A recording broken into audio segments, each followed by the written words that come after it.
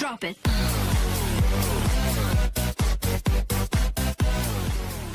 Assalamualaikum warahmatullahi wabarakatuh.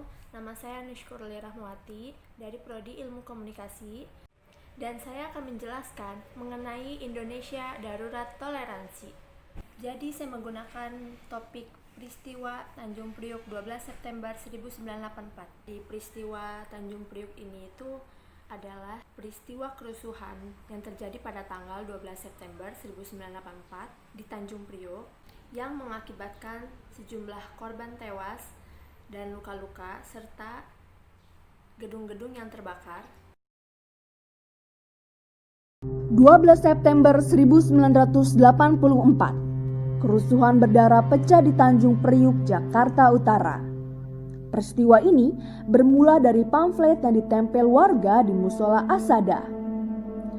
Pamflet itu berisi kecaman terhadap pemerintah atas keputusan asas tunggal Pancasila.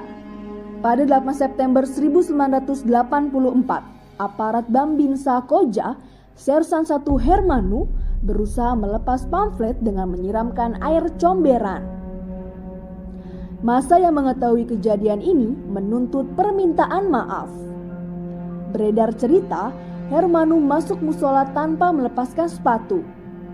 Karena diprotes jamaah, Hermanu memamerkan pistol.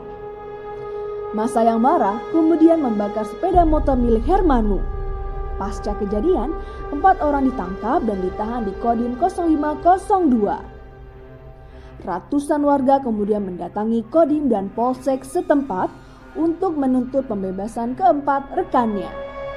Tuntutan warga berubah bencana. Desing peluru para serdadu mencabut sejumlah nyawa. Jumlah korban tak diketahui secara pasti. Menurut pemerintah, korban tewas sebanyak 18 orang dan korban luka-luka 53 orang. Sementara, menurut tim pencari fakta Sontak, diperkirakan ada 400 orang yang tewas dalam kejadian ini. Sementara menurut Komnas HAM, terhitung 24 orang tewas dan 55 orang terluka. Hingga hari ini, aparat militer yang bertanggung jawab dalam insiden ini belum juga tersentuh oleh tangan hukum.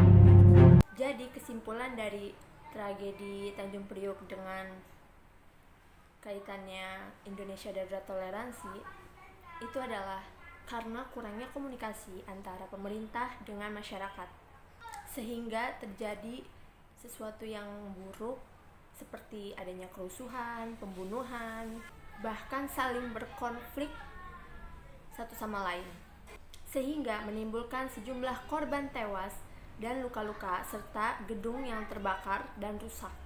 Dan kasus ini juga menjadi salah satu pelanggaran hak asasi manusia yang terjadi pada masa Orde Baru. Dan peristiwa ini termasuk teori kecemasan dan ketidakpastian, karena teori ini yaitu memfokuskan pada perbedaan budaya antar kelompok dan orang asing. Ia menjelaskan bahwa teorinya ini dapat digunakan dalam segala situasi dan kondisi berkaitan dengan terdapatnya perbedaan di antara keraguan dan ketakutan. Jadi di tragedi Tanjung Priuk ini masyarakat massa Tanjung Priuk karena kurangnya komunikasi yang dilakukan pemerintah dengan rakyatnya. Kenapa masuk dalam tema Indonesia Darurat Toleransi? Karena saat kejadian tragedi Tanjung Priuk ini itu tidak ada toleransi sama sekali. Seperti saat Gus Nuril sedang berceramah, tiba-tiba diganggu, diusir, hingga mulai membuat kerusuhan. Bahkan sampai ada banyak korban pembunuhan gitu. Karena itu termasuk intoleransi agama. Mereka tidak menghormati agama dan kepercayaan orang lain.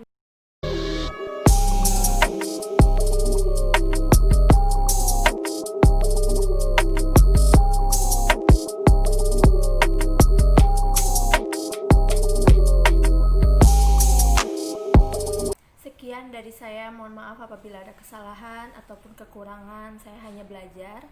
Semoga videonya bermanfaat. Wassalamualaikum warahmatullahi wabarakatuh.